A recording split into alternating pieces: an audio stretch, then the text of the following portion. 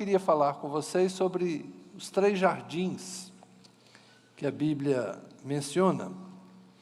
O primeiro está no capítulo 2 do livro do Gênesis, no verso 8.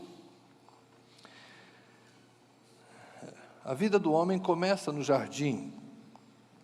Vamos ler o verso 7 também, versos 7 e 8, capítulo 2 de Gênesis. Então o Senhor Deus, aqui no original, Yahvé Elohim.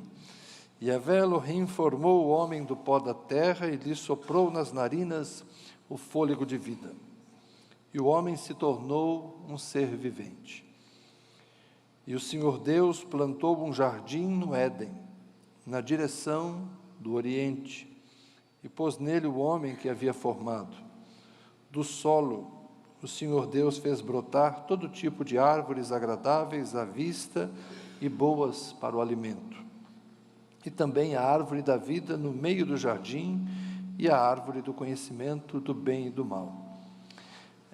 E um rio, e aqui é interessante, né? Um rio saía do Éden para regar o jardim e de lá se dividia, repartindo-se em 4 braços. Amém. Eu, no meu imaginário, sempre imaginei um jardim cercado por 4 rios, mas não é isso que o texto diz. O texto diz que do jardim saía um rio. E dali, depois do jardim, o rio se dividia em 4 braços. 2 deles são conhecidos, o Tigre e o Eufrates, que hoje corre lá no Irã, no Iraque, né? Mais ou menos aquela região lá da Mesopotâmia, e outros 2 rios, o Guion e o Pison, não se sabe nada deles. Então, é a ideia de onde começa a humanidade. A humanidade começa num jardim. A forma poética da Bíblia descrever o início da vida é num lugar protegido, num lugar assistido, num lugar preparado por Deus, um lugar perfeito. Até hoje, Éden, para nós, remete a essa condição de perfeição, de segurança, de equilíbrio. E há poesias e obras interessantes, como, por exemplo, O Paraíso Perdido, né? A busca pelo paraíso, a ideia de voltar àquela condição primitiva em que tudo era perfeito, em que tudo era equilibrado. É como se isso fosse um sonho. Agora já sei quem vai pregar de noite. Eu imaginei, eu sabia que vocês iam fazer um negócio desse. Meus irmãos chegaram, é isso aí. Então, a ideia do jardim, né, como um jardim de perfeição, um jardim onde você está em harmonia, onde você está tranquilo, onde você está em segurança, onde você está em paz, é algo que a gente sempre persegue. Onde é o meu lugar seguro, onde é o meu lugar de paz, onde é o lugar que Deus preparou para mim. Percebam que muitas vezes as pessoas usam essa expressão dizendo, eu quero estar no centro da vontade de Deus. Eu acho esses chavões evangélicos muito interessantes, porque o Miro é o mais velho, está na cara, ele é o grisalho, o Mário é o caçula, né? Está na cara, ele é o mais bonito. De noite eu faço a piada. E o Vado não veio, provavelmente, porque a esposa está bastante prejudicada, né? Teve uma queda e está engessada, então o Vado ficou lá para provavelmente cuidar da família, mas deve estar lá em casa. Essa busca do paraíso, essa busca do lugar seguro, às vezes as pessoas traduzem com aquele chavão evangélico, o melhor lugar para se estar é no centro da vontade de Deus. E eu brinco, né? Se alguém souber onde é isso, por favor, põe no Google, porque está todo mundo procurando o centro da vontade de Deus. Então, eu não sei se existe esse lugar, honestamente, né? Essa ideia de que Deus me quer aqui, Deus me quer ali, Deus me pôs aqui, Deus me pôs ali, Deus construiu esse ambiente, é lá que eu tenho que estar. Eu creio que isso é mais uma coisa da nossa cabeça, porque Deus está em todos. O que o salmista diz no Salmo 139 é: para onde eu iria e conseguiria me esconder do Senhor? Se eu for no mais alto, o Senhor está lá. Se eu for no mais profundo, no mundo dos mortos, até lá o Senhor me encontra. Se eu for na escuridão, me esconder na escuridão, a luz e as trevas para o Senhor são a mesma coisa. O que o salmista diz é o seguinte: não há lugar onde eu possa me ausentar de ti. É isso que ele está dizendo. Então, Deus está em todos os lugares onde eu consiga ir. Mas nós temos uma necessidade de nos imaginarmos num jardim, num lugar que Deus preparou para nós estarmos. Porque a gente imagina que se eu conseguir definir esse lugar, se eu conseguir acertar esse lugar, se eu conseguir colocar o marcador de localização do GPS e apertar o outro botãozinho, traçar rota e começar ali, seguir aquele traçado, eu vou chegar no lugar onde, ali sim, ali vai estar tudo certo, ali vai ficar tudo bem. Vem o velho hino da Universal: vai dar tudo certo. Então é aquela ideia, né, do jardim perfeito. E a gente passa a vida, boa parte da nossa vida, perseguindo esse lugar. Não é bem um lugar, é essa condição. O que no fundo a gente está procurando é um lugar onde não haja conflito, um lugar onde não haja mal, um lugar onde não haja dor, um lugar onde não haja estresse, um lugar onde não haja sofrimento, um lugar onde não haja perturbação. Mas o Éden foi uma experiência que durou tão pouco na vida do primeiro homem, do primeiro casal. E o Éden se perdeu.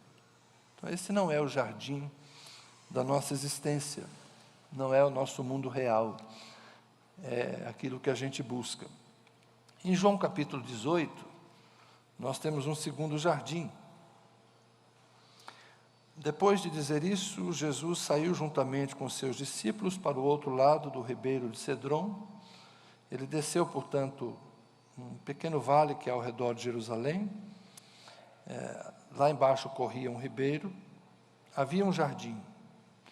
Entrou ali com eles. Judas, o traidor, também conhecia aquele lugar, porque Jesus muitas vezes havia se reunido ali com os seus discípulos.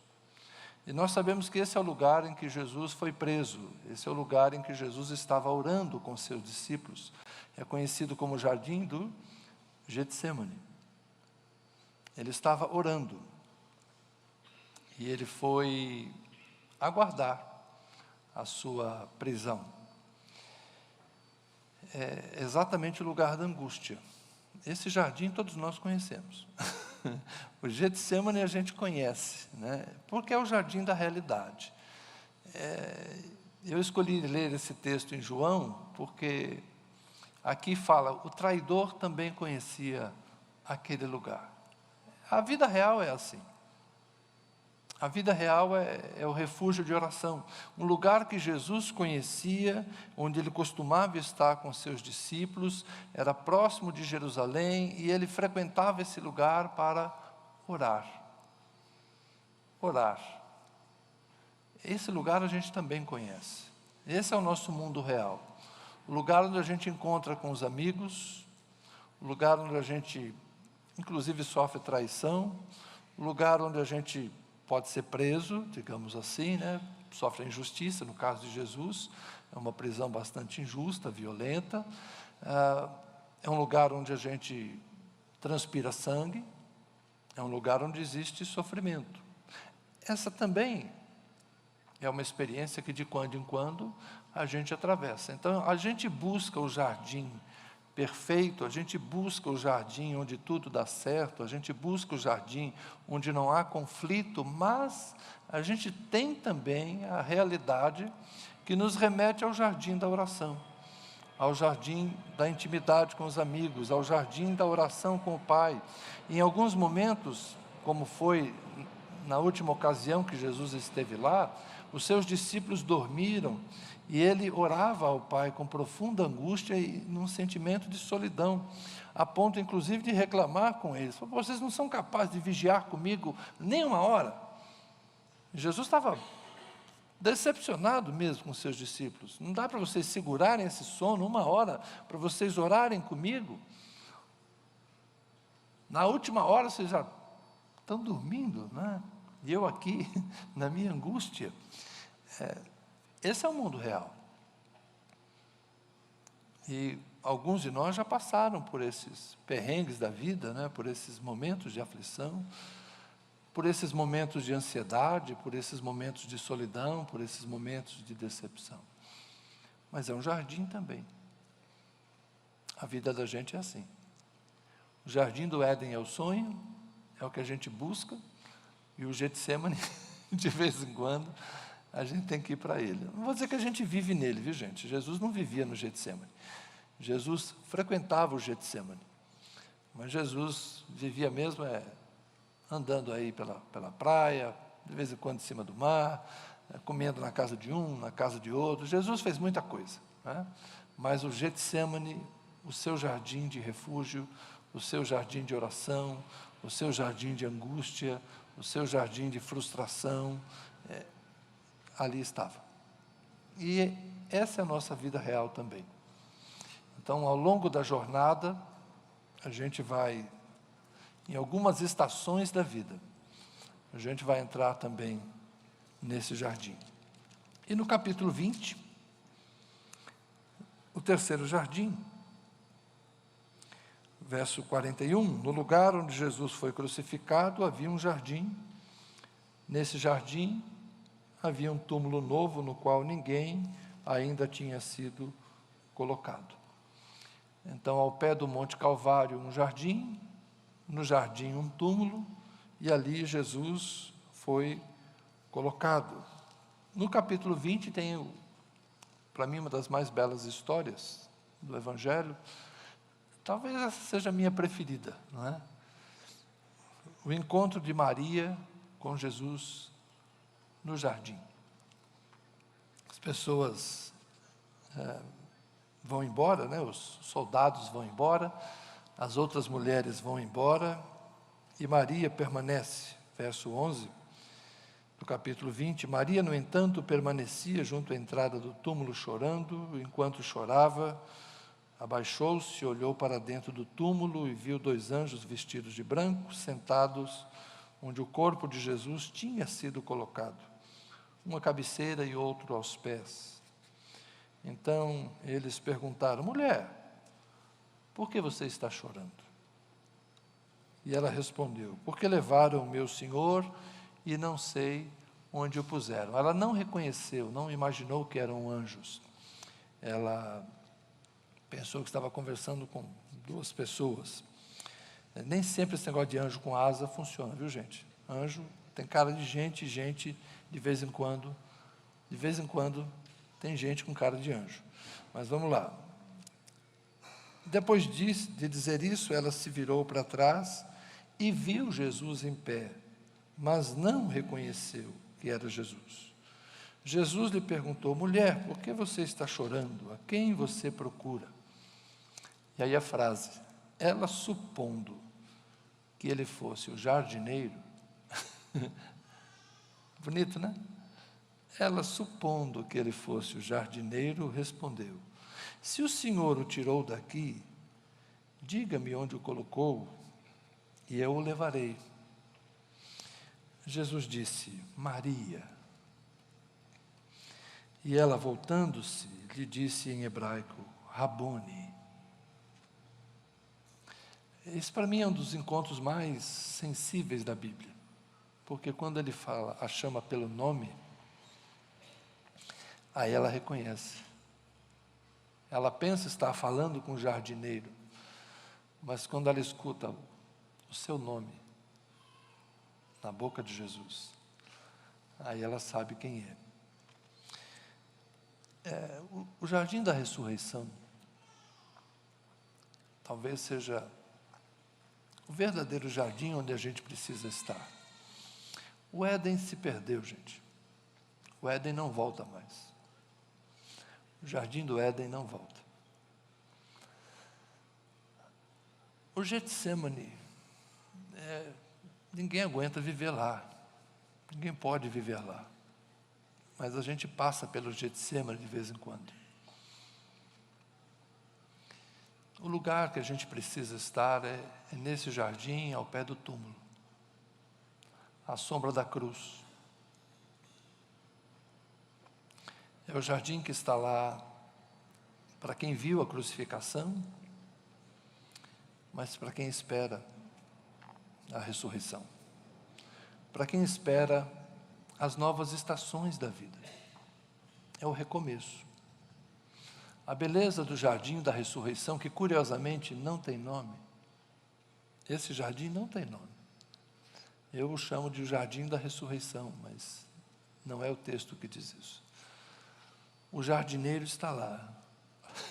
Lembrei da piada, né? O jardineiro é Jesus e as árvores somos nós.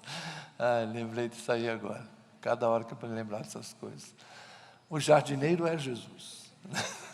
E as árvores somos nós. Ele está cuidando da gente. É nesse jardim que a gente tem que estar. No jardim em que Jesus nos chama pelo nome.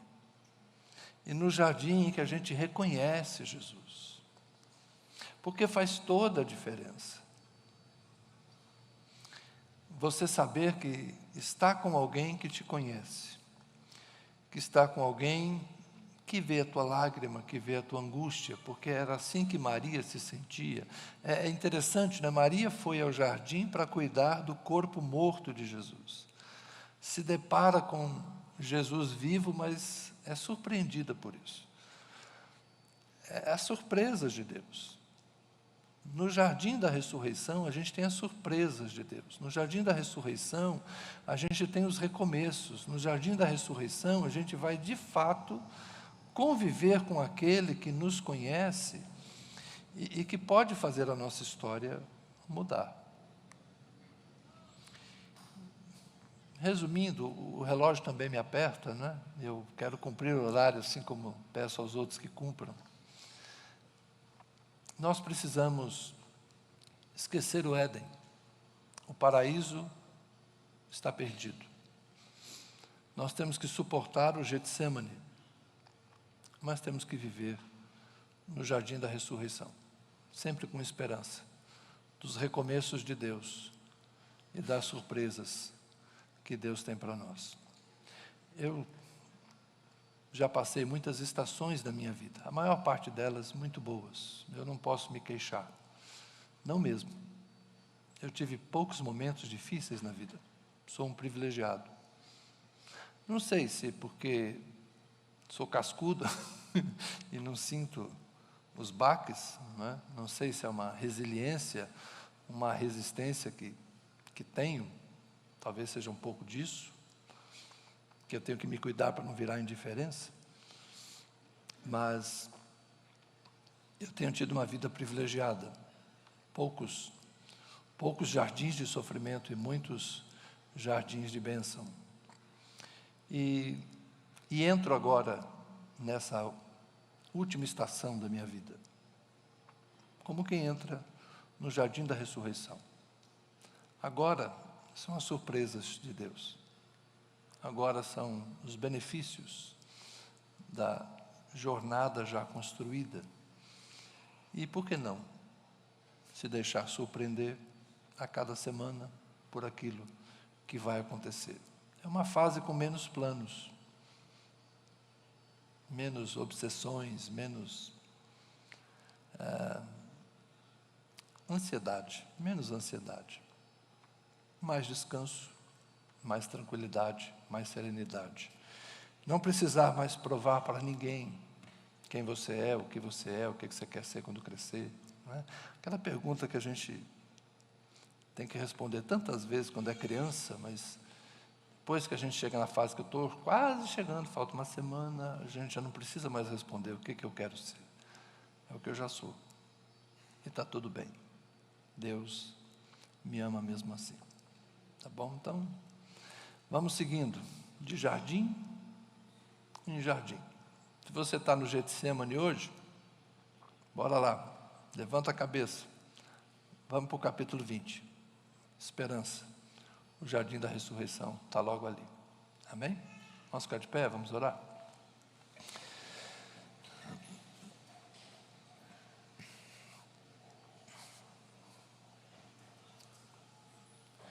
Senhor, nós te damos graças porque a vida passa por nós e nós passamos pela vida. E é tão bom quando alcançamos a serenidade, a estabilidade das nossas emoções e das nossas racionalizações diante do Senhor. Quando a gente compreende o próprio coração e quando a gente compreende quem é o Senhor. Quando a gente aceita a finitude, ó Deus, e aceita a possibilidade das impossibilidades que temos, quando a gente aceita as nossas limitações, mas ao mesmo tempo a gente acredita cada vez mais que para o Senhor não há limites, nada é impossível para o Deus a quem servimos.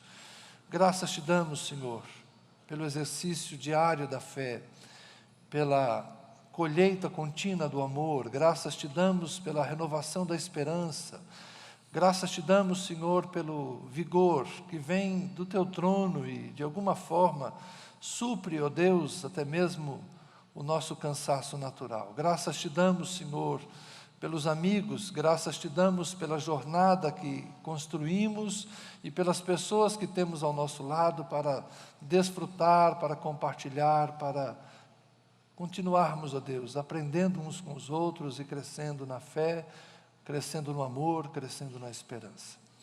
Dá-nos, ó Deus, uma semana abençoada. Estamos iniciando a semana chamada Santa. Estamos nos lembrando nos próximos dias que Jesus Cristo morreu por nós. Estamos apontando continuamente para o próximo domingo, o dia em que celebraremos a ressurreição. Lembrando, ó Deus, que é ali que está o segredo da nossa vida. É nesse jardim que está escondido o nosso tesouro. É naquele momento histórico do recomeço da vida humana, tendo superado a morte, que está a real esperança, Senhor. Que neste mundo todas as coisas terão um fim, mas que a eternidade está logo ali diante de nós, Senhor. Que a dor cessará, e que as nossas construções ficarão, e que os nossos títulos ficarão, e que as nossas memórias, ó Deus, se perderão no tempo, mas a nossa vida está escondida em Cristo, nós viveremos nele, viveremos com ele, e ninguém e nada poderá nos separar dessa nova vida que está preparada para nós em Cristo Jesus.